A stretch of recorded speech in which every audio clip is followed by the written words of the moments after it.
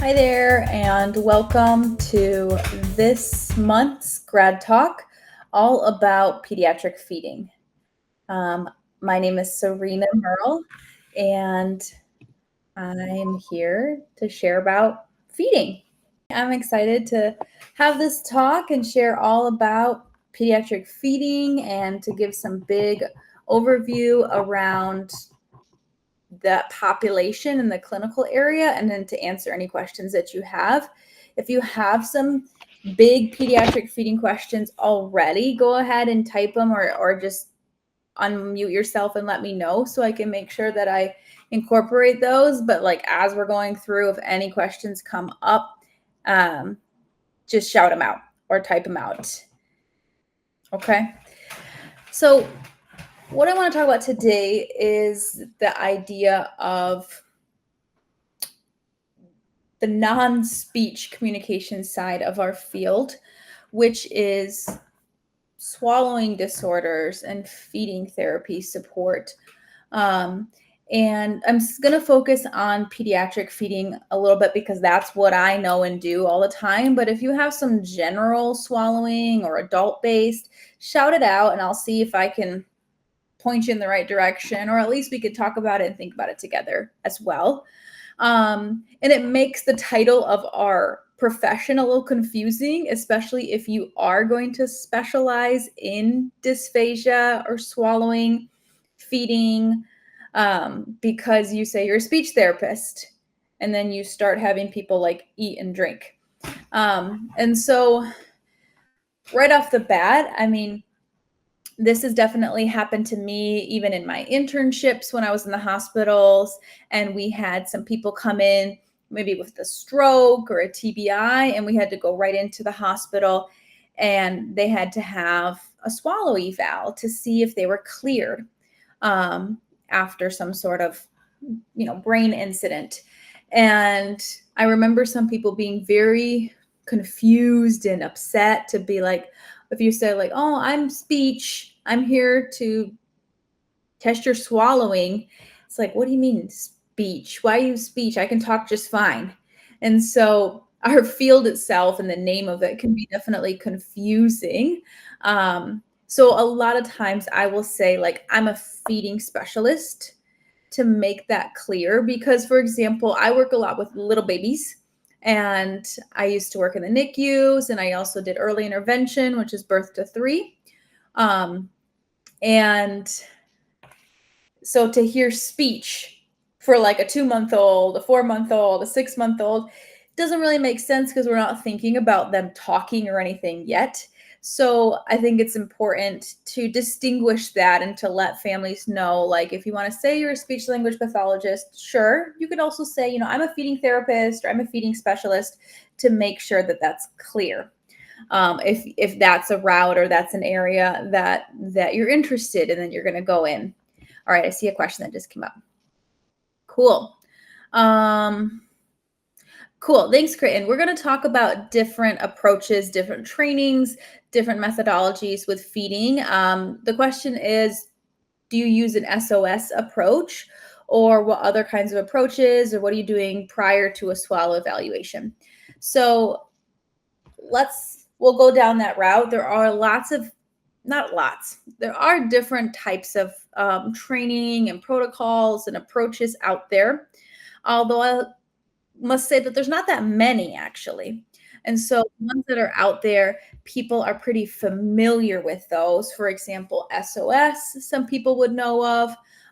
They might know of like AEIOU as a feeding approach, or Beckman, or Get Permission, and we'll talk about all of these. Hi, Megan. Welcome. We're talking all about feeding. If you got any big feeding questions, go ahead and put them in the chat, or unmute your mic and shout it out. But I'm going to go big picture, and then I'll talk specifically about some trainings and how to specialize, because there are not a lot of feeding therapists out there. And while it is part of our field, I would say that there are a lot of therapists that don't feel comfortable evaluating or treating or supporting pediatric feeding therapy, especially in the outpatient setting, if you're not in a hospital. If you're in a hospital, it might be more just standard and part of the day-to-day job, because you might be like in a NICU center, or you might be part of the feeding team. But typically it is distinguished in that way. And feeding itself is really interesting because it has a lot of overlap. Like feeding therapists could be OT, could be speech. Sometimes there's like lactation consultants out there that are doing infant feeding as well. And then sometimes they're just like specialists, but maybe they're not therapists. And so it might not be medical, or it might not be that there's actually concern. So it's a very muddy area. And the thing is there's a lot of need. So typically, most children between birth and 5 years old will have their own feeding challenges. And this can look like lots of different things. The thing about the word picky eating, I put it in quotes like that because there is no definition. It's like to say that a child is fussy. Like, what does that mean? Like, there's no definition, and everybody can define it a different way. So when medical providers, especially doctors, are saying picky eating, sometimes they might actually be missing feeding disorder. So if you're missing a whole like food group, I'm talking about like solid eating child, um, not babies or tube fed children right now, but if we're talking about a child that eats foods, to say, oh, they're a picky eater. There's so many families that I've supported that they've heard it being dismissed, where doctors might even say like, oh, they're fine. They're gaining weight. It's okay. They'll grow out of it. And they dismiss it, even though the parents might have really big concern. Some doctors aren't even aware that there's feeding therapy available. And the other thing is, I was mentioning, OT or lactation. And another area that I forgot to mention is ABA, or applied behavior analysis, which is the therapy approach for autistic children. ABA is a behavior approach. And I say this because there are feeding programs that are by BCBAs or behavior analysts and behavior therapists or technicians that do feeding programs. All of the ABA support are called programs for their therapy goals in feeding. And I want to share this because it can be concerning. If we think about feeding's super complex. Okay. In the world of feeding, we talk about 4 main areas. The first one is growth and nutrition. Okay. Children need to grow. If they're not growing, there's a concern. They constantly need to be growing until they're past puberty. And if they don't have all their nutrition met, yes, there's a concern. So we're thinking, but nutrition and calories can be kind of muddy, because you could get your calorie need met if a child needs 1,400 calories just by eating French fries and chicken nuggets. You'll get your calorie need met, but you're missing lots of different nutrients, food groups, if that's all you're eating. So a child can grow only eating Cheerios, only eating chicken nuggets and French fries. There's a lot of those children that, as a feeding therapist, you would see and support. So if you're only looking at growth, if you're only looking at weight as a measure of progress, you're going to miss a whole bunch. And this is often the eye of the pediatrician. They're just looking at weight gain, and they're not necessarily thinking of the whole picture. Even further, sometimes dietitians and nutritionists, that they're thinking about all of the minerals and the vitamins and everything that a child needs. But if it's not met with food, then you just need to supplement. So you would take gummy vitamins, or you would, put drops of different supplements in their water or their milk to get that met. So they're getting the vitamins and minerals, but it might not necessarily mean coming from food. So that's tricky. All right, but health and nutrition is the first area of feeding. It is often the biggest area and is often kind of the only lens that even parents think about. They're constantly thinking, what do they eat? How much do they eat? What time do they eat? How do they eat? What time do they eat? And like, if you're talking about babies, this is like all of their conversation. It's just, how well do they eat? How much do they take? When are they going to eat? How well do they eat? And so it's volume based, right? It's a lot about, yeah. Okay, thanks, Critton. Let's talk about this for percentiles. So when you have to explain standard scores, when you have to explain testing, we have this concept of percentile. Percentile and percentage are different. And we have a responsibility to make sure that the families, the clients, the people who we are supporting understand that difference. And the reason why is because we live in a test-based society. And in a test-based world, we're thinking 100% is the goal. Now, let me tell you why this is problematic with percentiles. Percentile is grouping, in this case, same age children. And if you think of any measure of comparison, okay, let's talk about hair length. Well, if you want to look at any 3-year-old, there's going to be 3-year-olds with really long hair. There's going to be 3-year-olds with really short hair or no hair. And so there's an average. But most 3-year-olds would have this size hair. That's the idea of percentiles, to where most everybody's going to be grouped around 50 percentile, which means everybody's right in the middle. So we like to say like 25th percentile. It's the one standard deviation away from the norm. It's the bell curve. Sorry, it's 15th percentile to 85th percentile is normal. Is normal. You can have low average.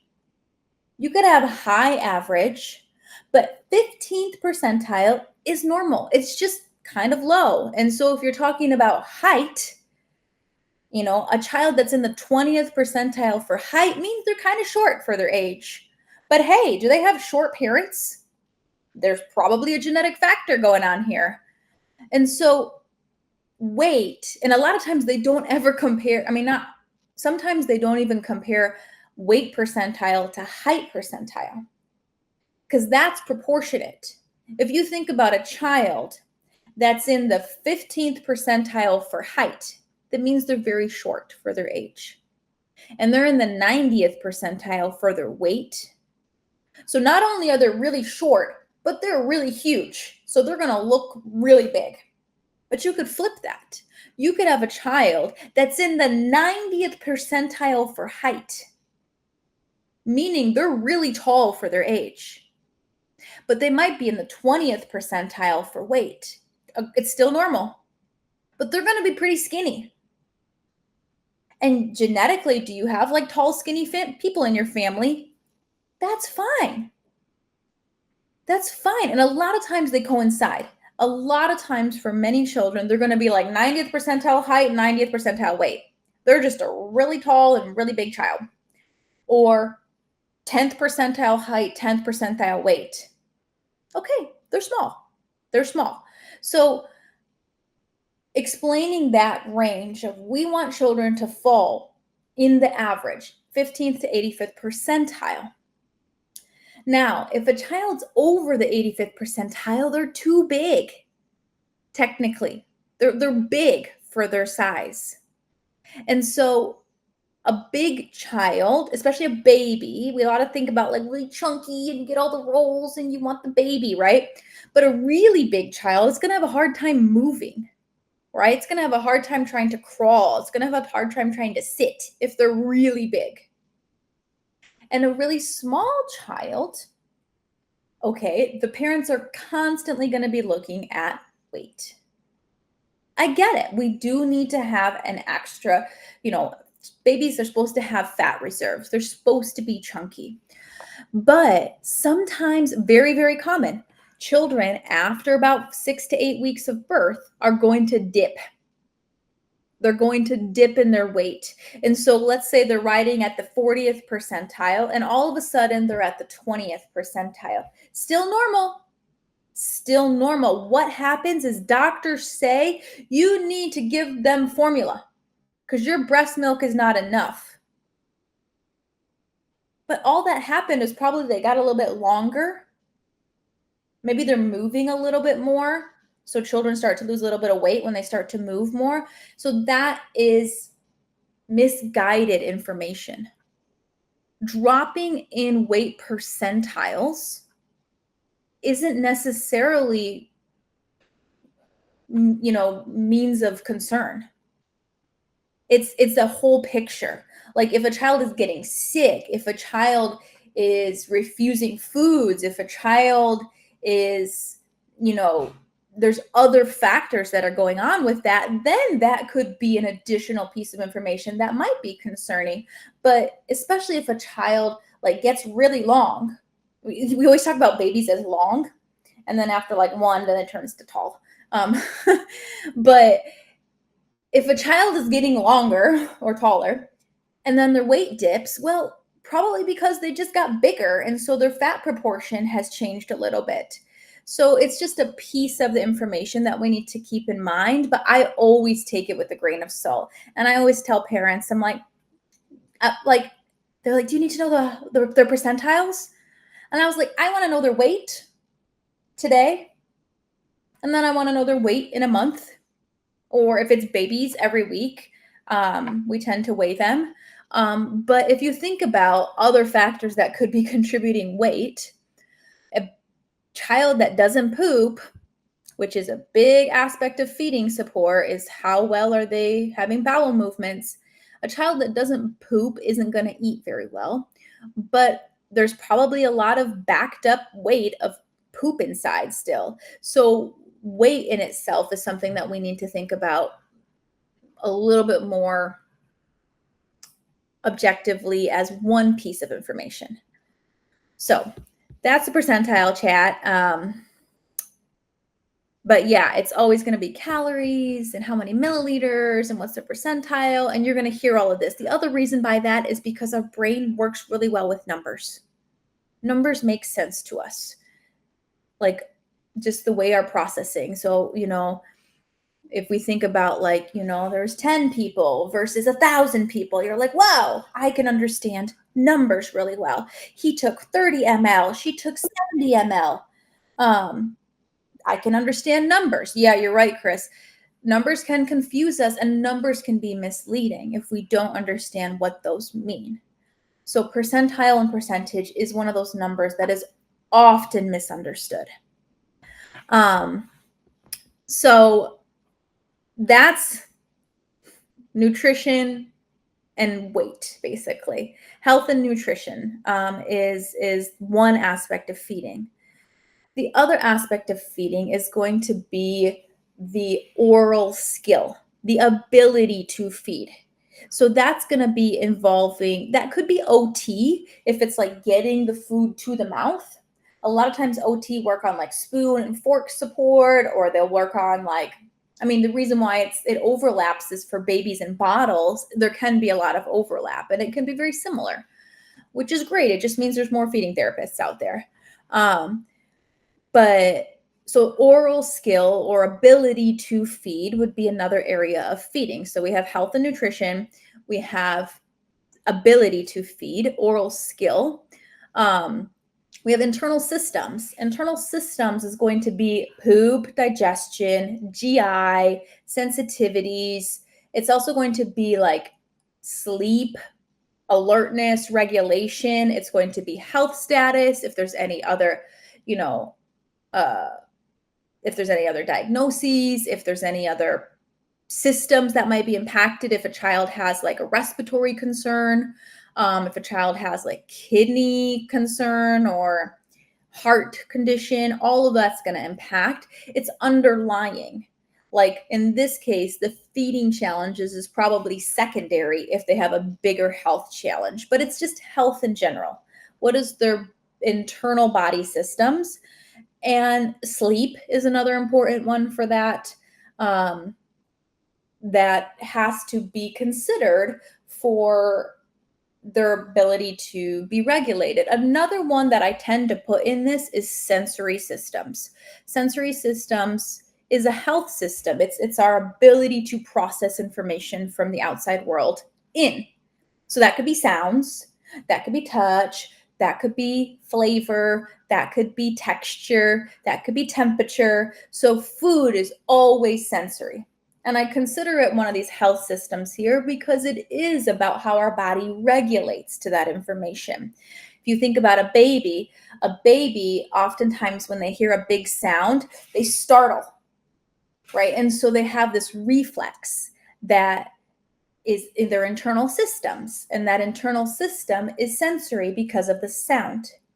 So children, this is going to be talking about like non-babies, toddlers and up that are eating food need to understand the sensory components of food.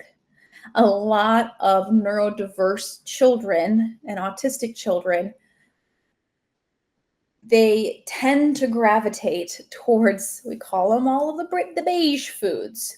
But why do they often tend to gravitate towards chicken nuggets and French fries and goldfish crackers and Cheerios and pasta? Like, why are these all there? It's not because necessarily the color.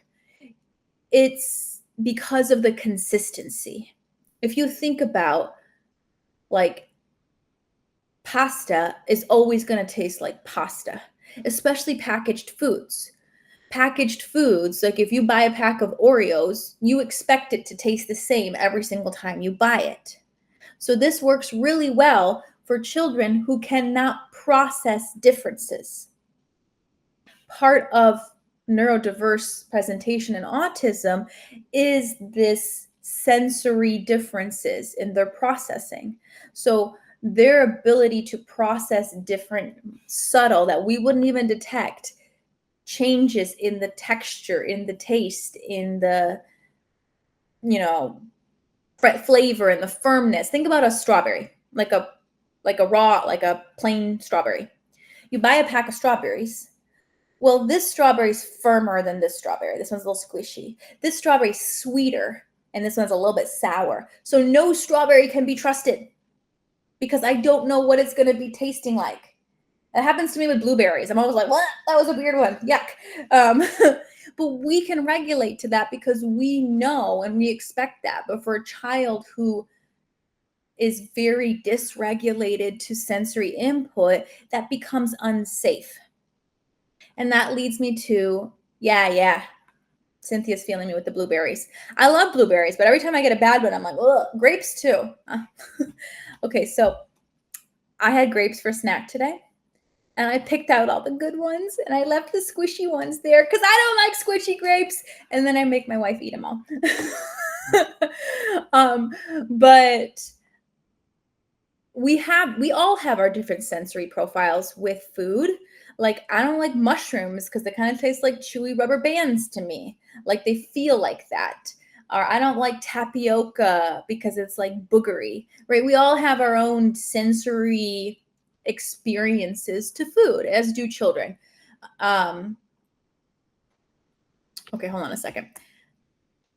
Let me get to the fourth one and then I'll get to this. So, health and nutrition, which is calories and food groups, minerals, vitamins, everything. Oral skill or ability to feed. And then internal states and health status. The last one that I wanted to get to, because I said, like, we can't trust strawberries, is the fourth one. It's trust-based social emotional relationships. Feeding is social. Feeding is social. It should be social. Our whole advancement as a species, as our human development and anthropology has been when people gather around food. and all these different pacts and in how our society is going to function has come out over shared meals. So many of our important memories and our important celebrations have food involved in them. Think about birthdays, weddings, anytime you hang out with somebody, let's grab a coffee, let's get a lunch, go have dinner, you go on a date with somebody, go get some popcorn at the movies. Everything is food based. It's hard to have social interactions without food. And so we want to make sure that when we're supporting children, we're also incorporating the positive relationship association for that social emotional learning related to food and feeding. With babies, sometimes, it should be natural. And then, the should here is that if we think biologically, the most natural biological form of feeding, it would be breastfeeding. And so that direct connection of child to touch, to skin, to feel, and to, breathe in their mother's scent and feel their mother's warmth, and for their mother to be feeling if their baby's feeding or not at breast is social.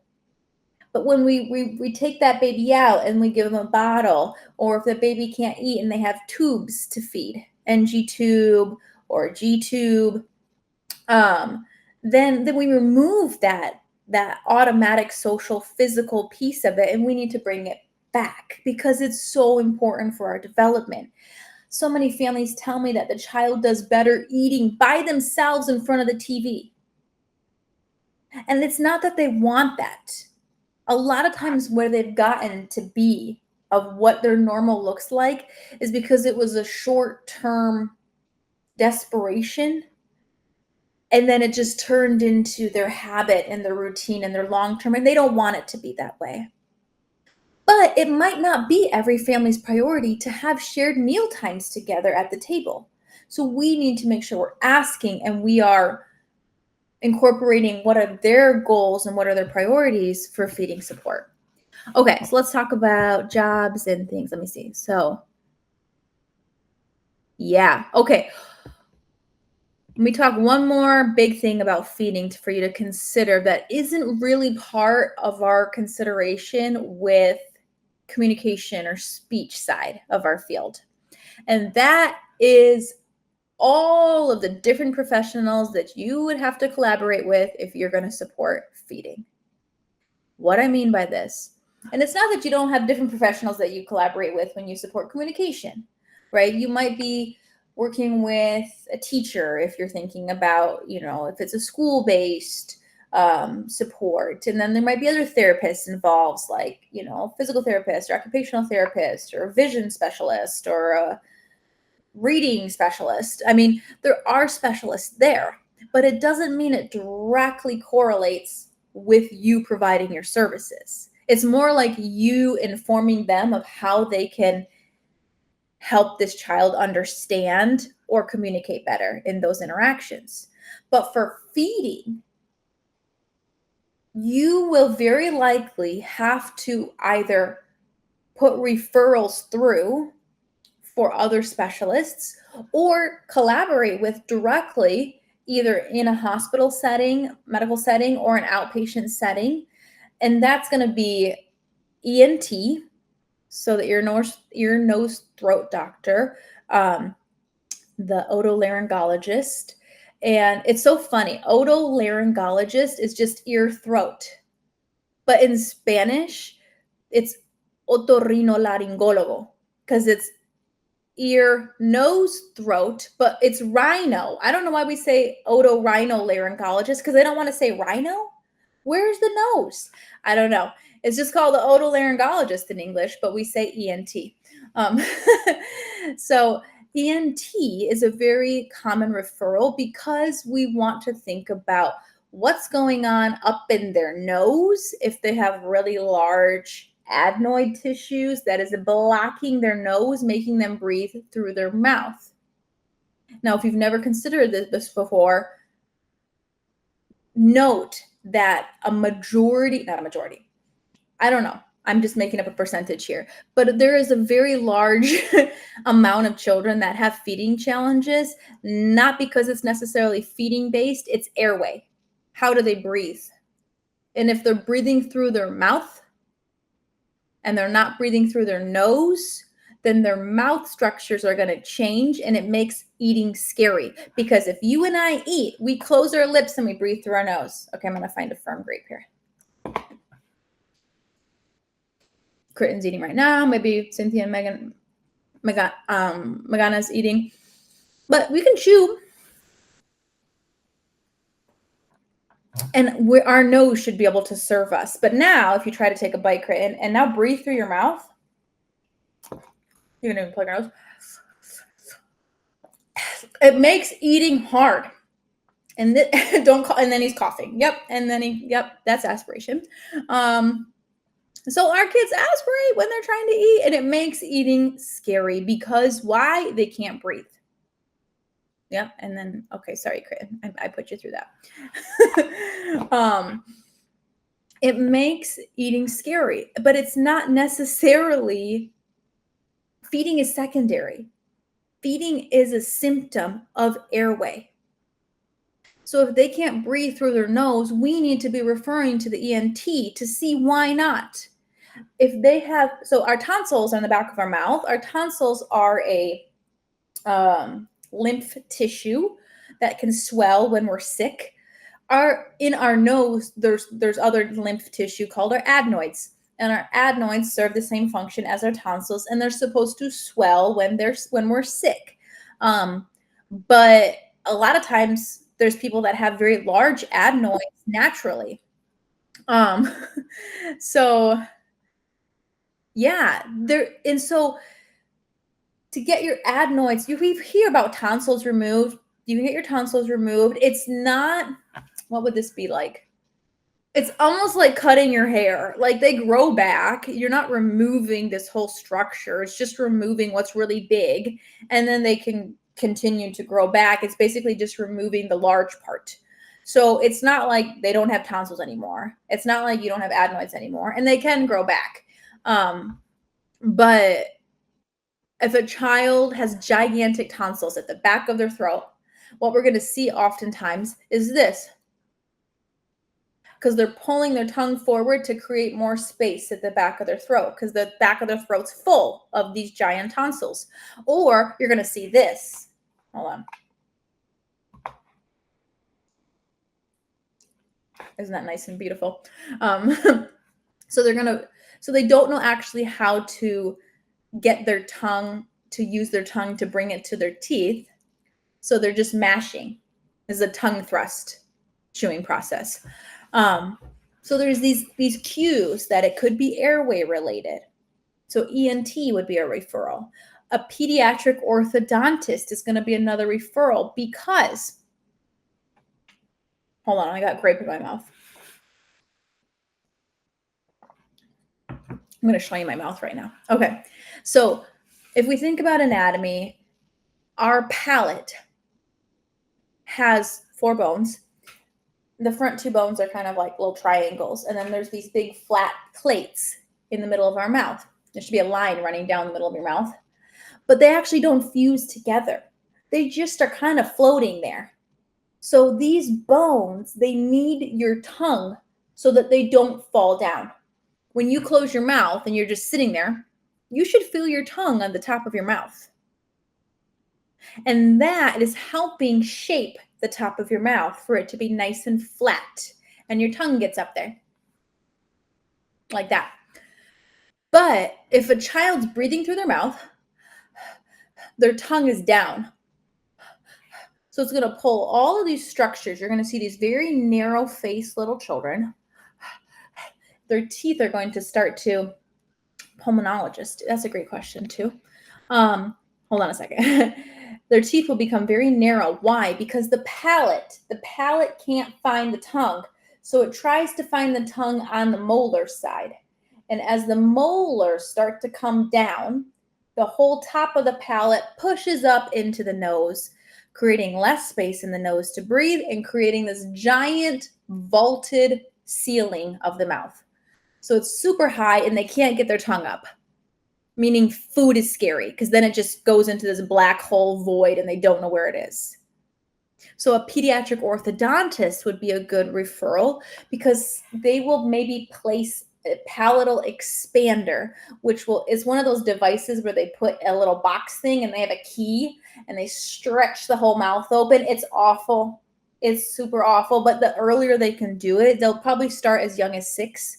Then the better it is for the shaping of their mouth.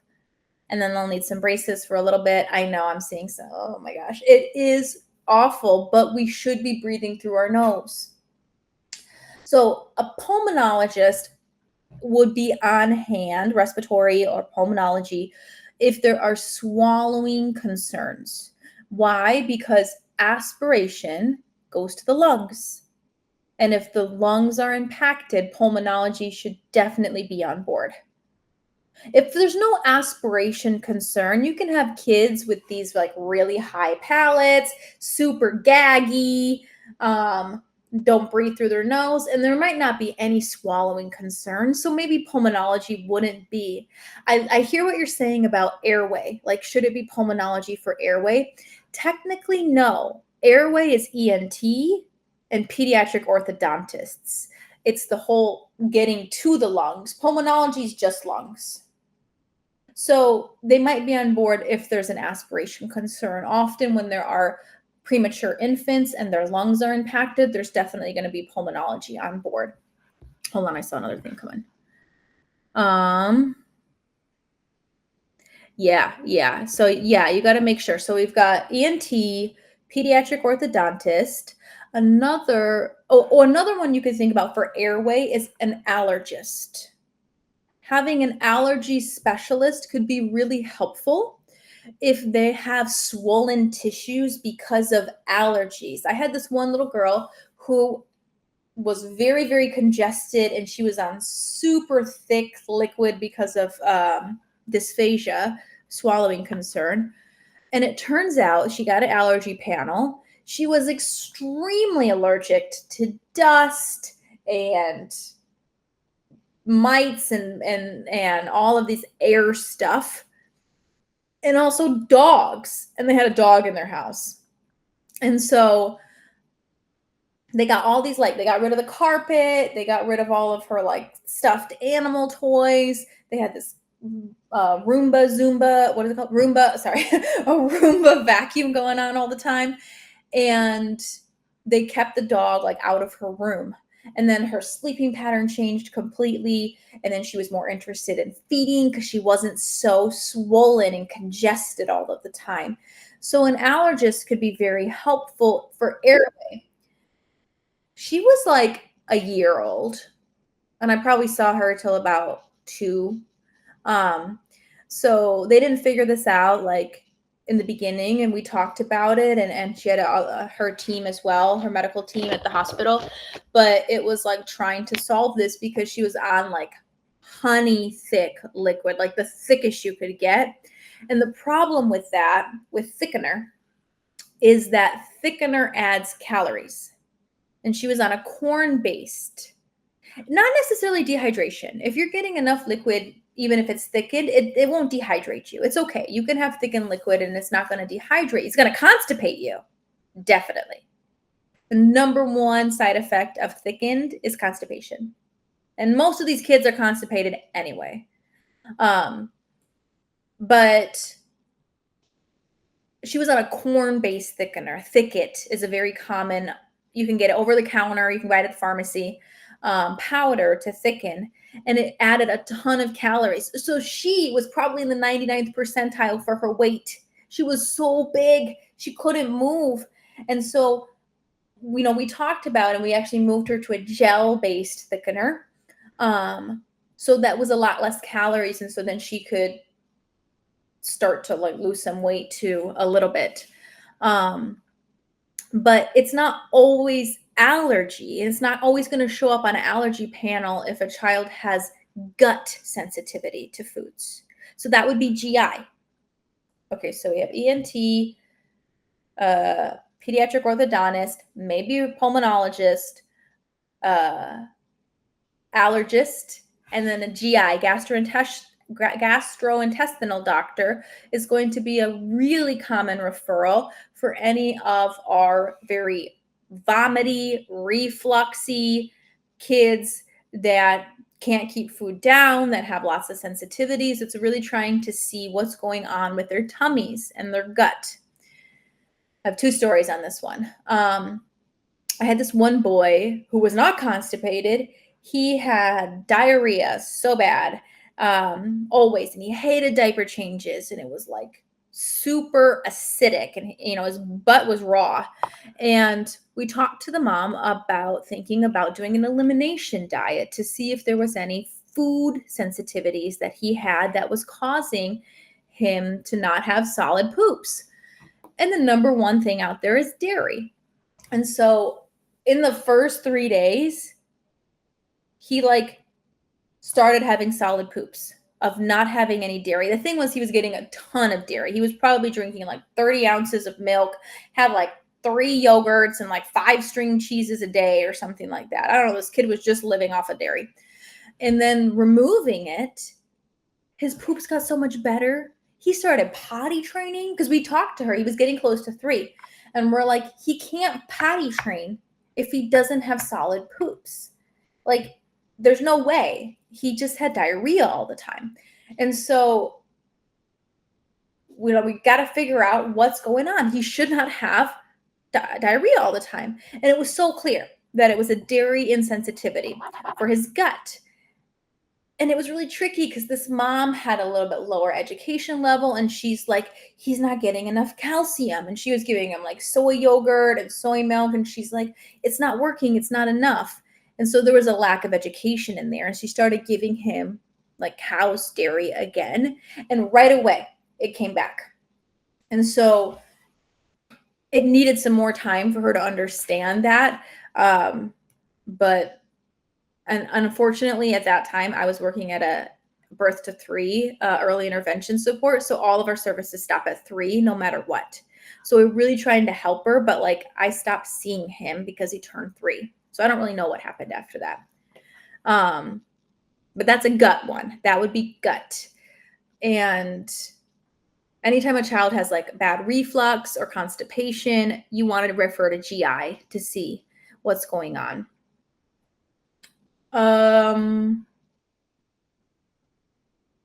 Okay, those are probably the main ones. All right, but there's lots of referrals that could go on if you're working in feeding. All right, what else? Let me see. Yeah. All right, what other questions? What other thoughts thinking about pediatric training and stuff? I know you asked about that, Critton. All right, so yes.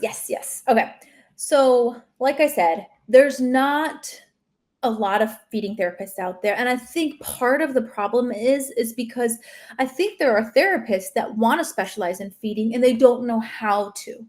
They don't know how to go that route. You didn't get a lot of it in grad school. I know I didn't really get that much of it in grad school. I sought it out in my internships. And then after, I said, I want to be in the NICU because that's what I was wanting.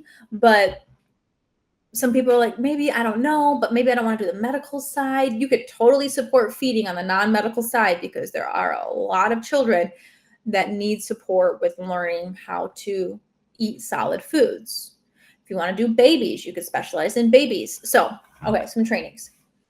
For babies, there's the Fragile Infant Feeding Institute. I can write these down. They have online training programs too. This one is probably more NICU based, but then the second training that's related and one of the same founders has created SOFI, which is the Supporting Oral Feeding in Fragile Infants. It's called SOFI. And FIFI is the Fragile Infant Feeding Institute. These are babies, if you're interested in supporting with baby feeding. This is going to be a lot of looking at pacing and swallowing disorders. If there is dysphagia, there could be, if it's tube fed, breastfed, bottle fed, all of it. if you're interested in baby feeding. If you're interested in child feeding, there is the SOS approach, which is it's sequential oral sensory is what it stands for. Sequential oral sensory. It actually is an OT who has created this feeding program. And this is a lot of the sensory side of food. So they talk about like 28 steps to get to feeding, and the first one is just tolerating looking at it, like it being in the room with you, and then it's like being on the table, and then being on your plate, and then like getting it closer and closer, maybe like kissing or lips or teeth or tongue, and then like holding it in your mouth and dropping it out, or like biting it and dropping it out, and getting to the point of being able to chew it or to swallow it. So it breaks down basically the tolerance or the acceptance of eating food, but it doesn't necessarily look at oral skill in terms of chewing patterns or swallowing patterns, which would be more of an oral approach. Beckman oral, what is it called? Beckman oral something. Motor. Beckman oral motor is a oral motor support that has a whole evaluation protocol, and it talks about how to measure the movement of, I always say, the four parts of the mouth, because the four parts of the mouth that move are your lips, your cheeks, your tongue, and your jaw. So it looks at all those components in terms of how well they move together, how strong they are, what is their ability to sustain, or if it's fatiguing. So it's a really great oral motor. Again, all of these are kind of different. So you might need to take some multiple trainings if you want to have that complete picture. There is AEIOU as a feeding program. Acceptance, environment, independence, oral skill, understanding, something like that. I think that's what all the AEIOU is. Approach. I've done all of these. There's called the Get Permission Institute. The Get Permission Institute is a lovely program that looks more on the social trust relationship side, because it's really thinking about, here you are trying to support a child. Well, you need to make sure you get permission. And it has all of this aspect around the interaction of the relationship and the human side of food. And so, for example, like an oral mech exam, to put gloves on and to understand a child's mouth is super scary, and a mouth is like, get away from me.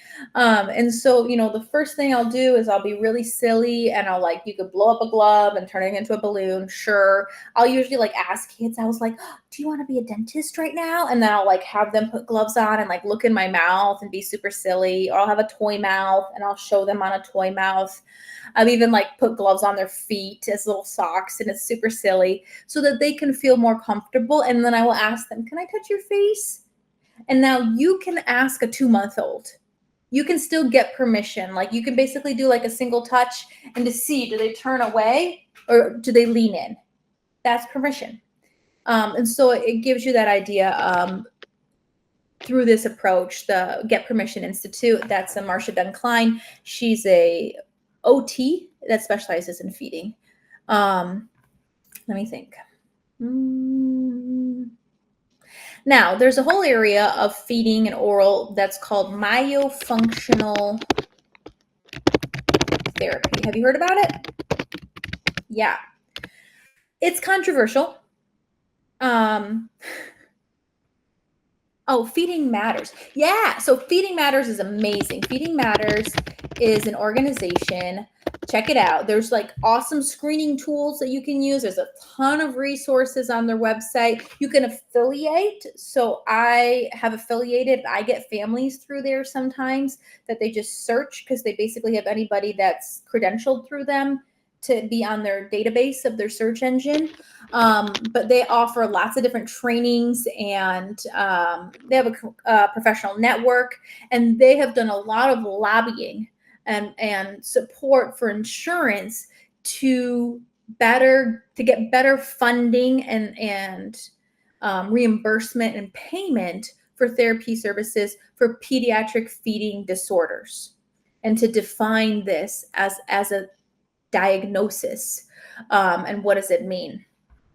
Okay, so myofunctional therapy, it's controversial because anybody could do it. There's like respiratory therapists that do this. There's like chiropractors that do this. It gets a little bit muddy, and the research sometimes is a little bit pseudoscience-y, depending on how you're looking at it. But the concept of it, now, myofunctional therapy is looking at the muscles of the mouth. So, or myofunctional therapy is muscle therapy, muscle. So myofunctional for oral is the muscles of the mouth. Now, this can be super supportive for somebody who is a mouth breather, and there's myofunctional support for adults too. It's very repetition, like exercise based. Think of it like physical therapy for the mouth. There's a lot of reps, and it makes sense if you think about there's muscles, so we can be training the muscles. The challenge is that most of those muscles are, what's the word? I just lost it. They are not muscles we can activate intentionally. What I want to say, what's the word? Intrinsic. So most of these muscles are reflexive. And intrinsic, what if I say like, all right, can you turn on your cricothyroid abduction muscles right now? Like, you can't do it. You can do that with physical therapy for arms and legs because you got two muscles in your arms. You got bicep and tricep, and that's it. Like, turn on your bicep, turn on your tricep. That's it. We got 40 muscles in our tongue. Not to even mention our cheeks and our jaw and our throat. There's a lot of things that are all twisted. And so there's also lots of controversy around vital stim or electrical stimulation for swallow support, where you put these node pads on the throat to help somebody swallow. There's no way you could know exactly what muscles you're putting that on and how you're activating it. And so it's controversial. People do it. There's lots of hospitals that do it. And there's lots of research that debunks it, or there's lots of research that supports it, like anything. So I would say you need to find your own values and what works for you. I don't think it's about like shaming or defaming or trying to just talk bad about other people that are really just trying to help as well. And so if you don't agree, then I think there's ways that you can say that. And why I say this is, for example, I'm very transparent with families I support to say, if you get ABA services, then that's great. And if you would like me to collaborate with the ABA provider to, inform on the communication goals, I can help that. However, if I'm going to be supporting you with feeding therapy, I can't have that being part of ABA. And that's my boundary that I put for families, because ABA feeding, it goes against my professional and moral values for feeding support. It is just contingency based. It's like, eat this bite of broccoli and then you get to watch your TV show. Eat this bite of broccoli and then you can have a Skittle or an M&M or something like that. And there's no internal trust. There's no relationship. There's no social emotional building. There's no understanding of hunger or fullness, or there's no oral skill. Maybe they can't chew. Like, why are they not eating it? Because they can't chew. And so there's a lot of pieces that are missing if you just think of it as behavioral, of like, you have to do this and then you can have this. And so that's my own decision as a professional. And, I put that boundary with the families I've supported. If we're not going to make this like, you need to do this 5 times to get this reward or something, because it removes all of that autonomy and that drive and that understanding of a child for a lifelong skill. We want children to be able to eat and to trust their bodies for life. There's so much research that talks about children that have had feeding challenges as a child. They continue to have body image and doubt and misinformation about nutrition and health as adults. And we already get that enough as society. We want to be contributing to that. So, is there anything else I can share? I could go on for hours and hours, and you could tell that I really, truly love the area of feeding support. And I believe that there needs to be so many more of us. Just to give you an idea, I have a private practice in the San Francisco area, and there are so many families that come to me that had no idea that feeding therapy was even existed. I've reached out to different doctors that had no idea, and there are so few. I would say there's probably maybe 3 feeding therapists in all of the whole Northern California area of the Bay Area. And so, and I mean, in an outpatient setting, not in a hospital setting. There are feeding therapists in hospital settings for dysphagia or a NICU. If a child has swallow studies, that's a little bit more common. But in terms of not being medically fragile or in the hospitals, where's the ongoing feeding support? It's so limited. The state doesn't have that amount of support through their state-based programs. And so I think, there's a huge need. And I think that we can support each other, because in terms of clinical work, I always have the idea of abundance. Like, there's always more families. There's always enough children and families that we can support, as opposed to like scarcity of like, I have to be the only one, because I don't want to be the only one. I want there to be a lot of feeding therapists so we can support each other and we can specialize even further in different areas. If you just wanted to do baby feeding, if you just wanted to do tube fed feeding, if you just wanted to do, sensory and oral feeding. But there's a lot of ways that you could take it. All right. Any other final comments or questions from anybody here as we're wrapping it up?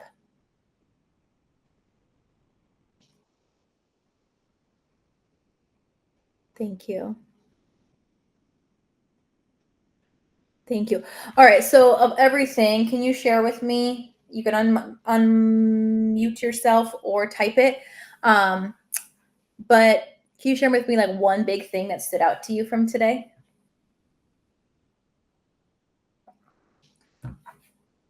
That's just kind of, you're going to go first. Yeah.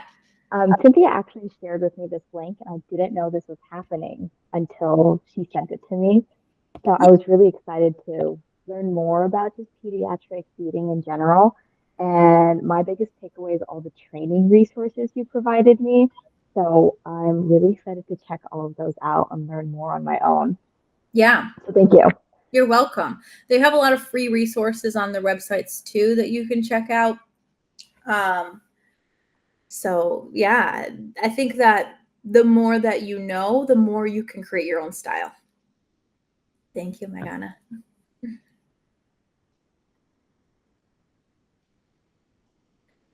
Cynthia says that she loves about the relationship to build with food.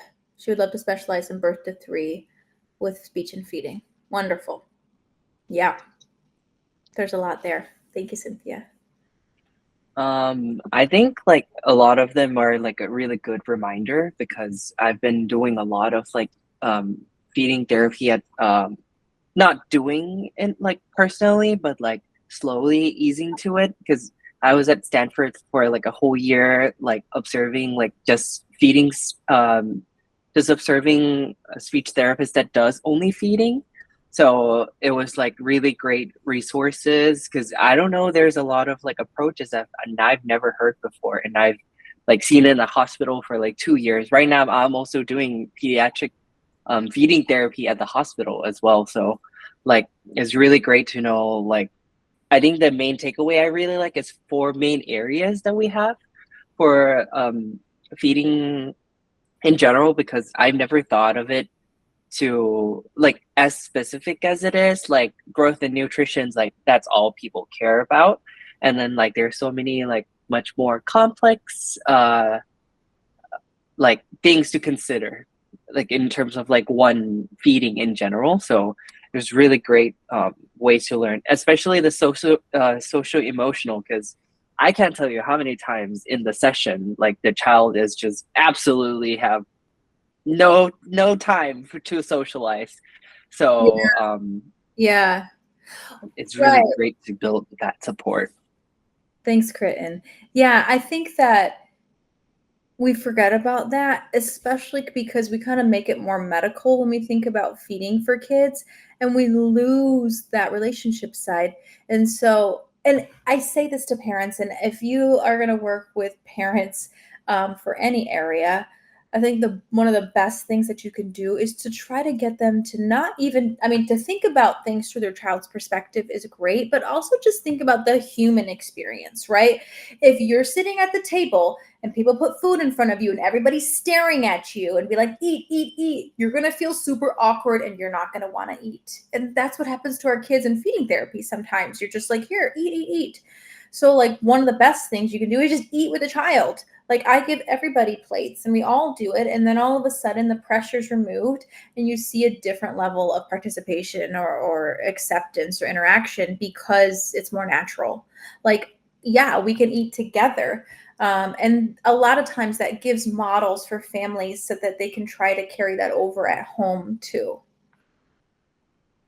Yeah. So in that 4 category model, it actually is from Feeding Matters. If you look it up, that's the criteria to determine pediatric feeding disorder, is that all 4 of those areas are impacted. Usually there is one primary, but there could be 2 or 3. But for example, like a child that breathes through their nose, that would probably be internal. And so that's going to affect their oral skill because they can't lift their tongue because they can't chew. And then that's going to affect their health and nutrition because they're not getting a wide variety of foods because they're refusing any kind of soft, mushy foods because it's super scary, like rice and cooked vegetables and fruits and everything. And then, yeah, that's going to affect the social emotional because they're probably going to get a lot of pressure. They're like, eat it, eat it, eat it. Or come on, okay, I'm going to get you this. I'm going to get you this. And there's all this bribery and threats all the time. And so to remove the pressure from that but what's the primary, and then everything else would be impacted from that. So if you look at Feeding Matters and you look at their criteria of PFD, pediatric feeding disorder, you're going to see those 4 areas too. Okay. All right, everybody. Well, this is going to be recorded. I mean, it is recorded, and it's going to be shared on our YouTube. If you are interested in going back and just seeing it or want to share it with anybody else, we also are going to have another one of these chats next month, the last Tuesday of every month. So our Tuesday, it's actually the 22nd in this case. It's just 4 weeks from now. This grad talk is going to be all about like assessments, thinking about the difference of formalized assessments versus dynamic assessments versus parent input or caregiver input. I mean, if you're working with an adult, like elderly, and they have a child that takes care of them, basically caregiver input for our next grad talk. So share it with everybody if you found this beneficial. I really appreciate it. And I hope to see you at the next one.